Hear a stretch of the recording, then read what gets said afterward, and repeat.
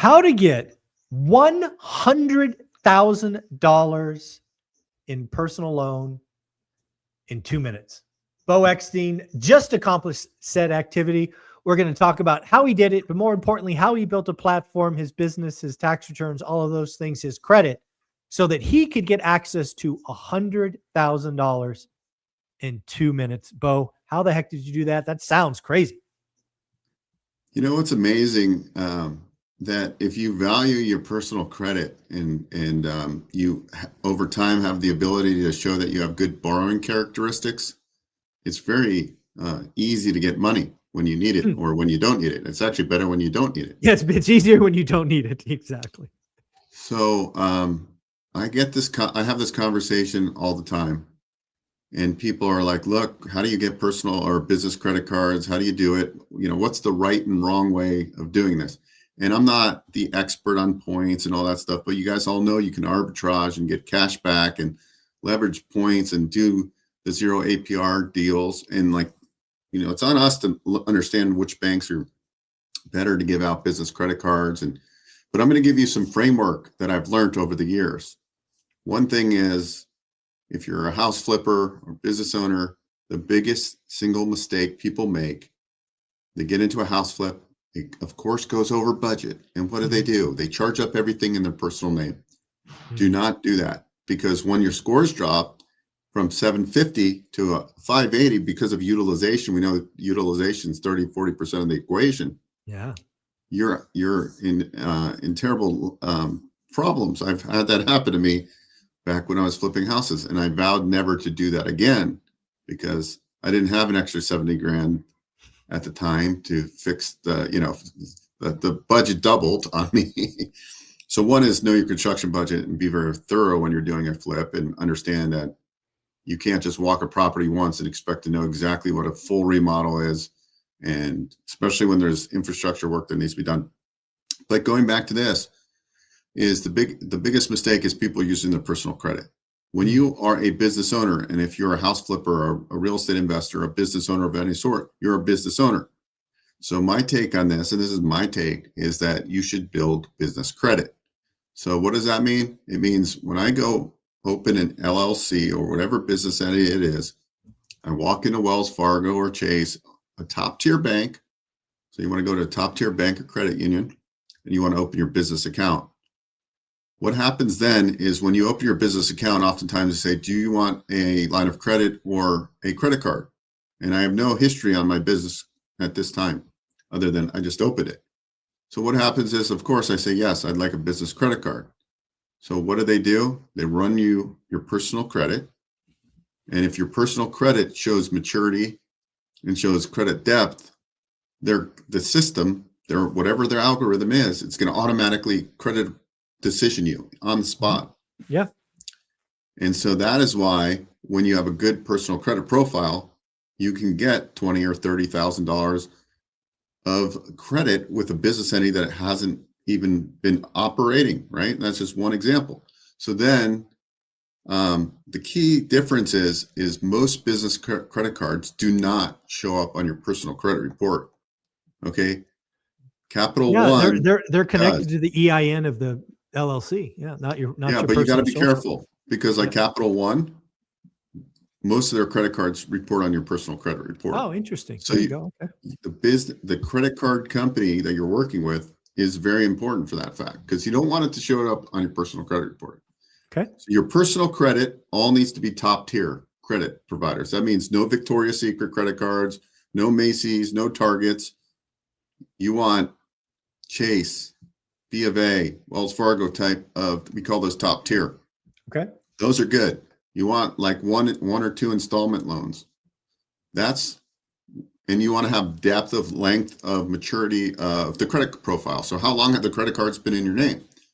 So once you get that done, then you also want to review your credit report for name variances. Like I use my middle name, which is Bo, but my first name is Steven. So when I look at the credit report, you want to make sure that the things aligned. You want to make sure that your address is aligned to the actual, there's not like 20 or 30 different addresses for you.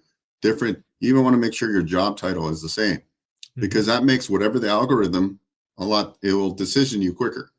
So today I'd gotten an offer, and I went in, and it was like, oh, you can, how much do you want, from zero to, or, from $1,000 to $100,000.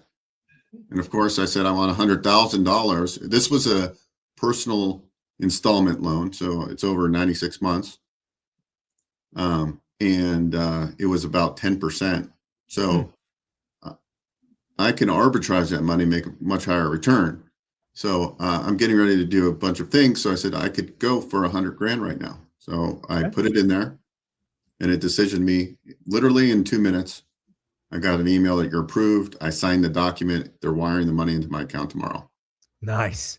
So I think I wanted to bring this up today is because all of these pieces make a big difference in the equation, especially when you're getting started. You need a combination of private lenders, right? When you hear about Zuber talking about his early days, he utilized private lenders to buy a lot of his real estate. And so you always want to have a stable of private investors, potential credit partners. And you want to do it in a way, and you want to protect your credit, because when you're starting out and you don't have a lot of liquidity, having these lines of credit and these credit cards that don't report in your name. Now, you sign guarantees, you got to pay them back. Don't play that game. But the point is now, from that experience I had I think it was 9 years ago, when my scores went from 740 to a 580 because I needed a quick $70,000. I'll never let that happen again. Knock on wood. Okay. So now I have hundreds of thousands of dollars of lines of credit in credit cards. Nice. And not in my name. So build a framework. It's like a muscle. You have to build this over time. Tomorrow you're not going to go out. If your high credit limit is like $2,000 or $3,000, you got to take baby steps. But then you'll start getting no limits on your credit cards, right? And then like that, that you have to protect it though. It's not a game. You're not, using this money for, to buy clothes and things. It's for getting you ahead in life. So if you look at it that way, having these types of higher cost credit lines are sometimes very beneficial, in my opinion. Yeah.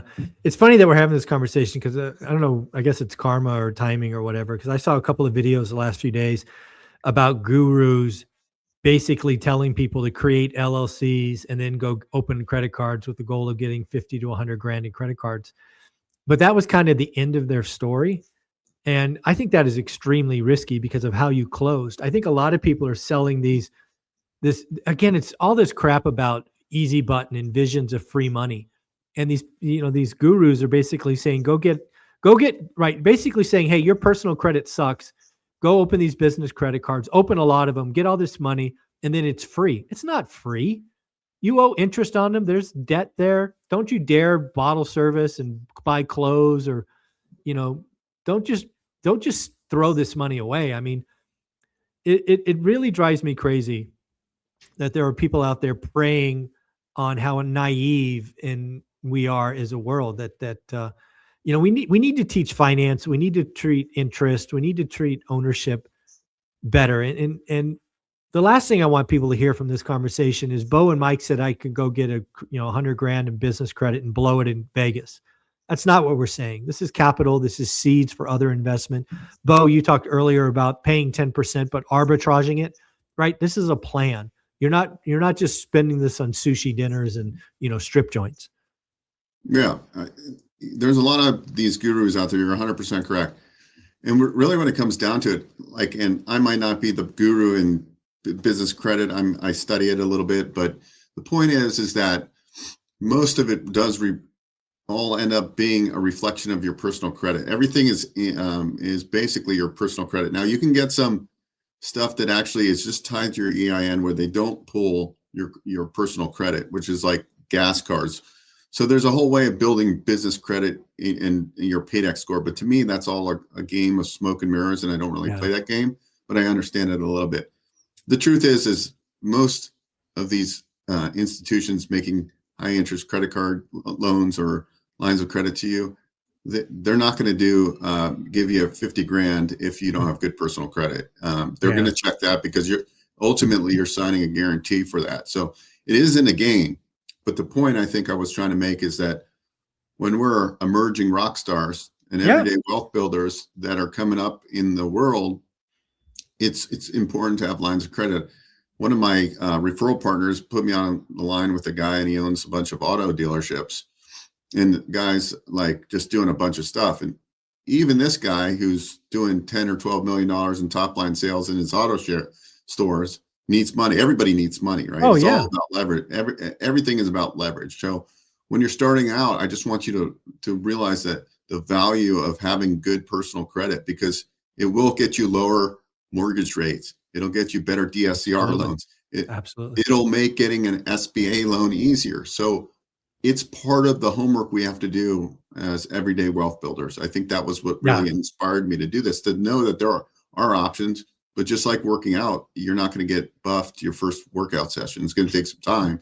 But then you can get a loan, an installment loan for 100 grand in 2 minutes. And that's possible.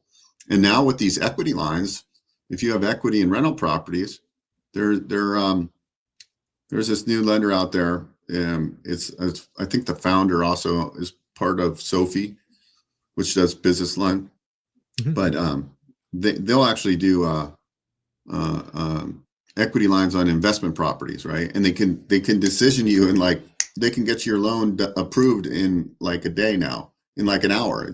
Everything is becoming automated, like that kind of stuff. When I got a HELOC on my house recently, I was approved in like 20 minutes, and like I think it took like 3 or 4 days to get the money. Like it was so easy.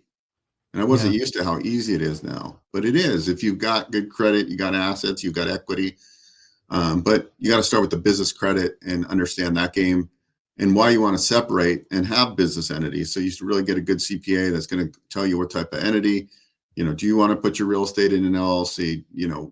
How are you going to pay yourself?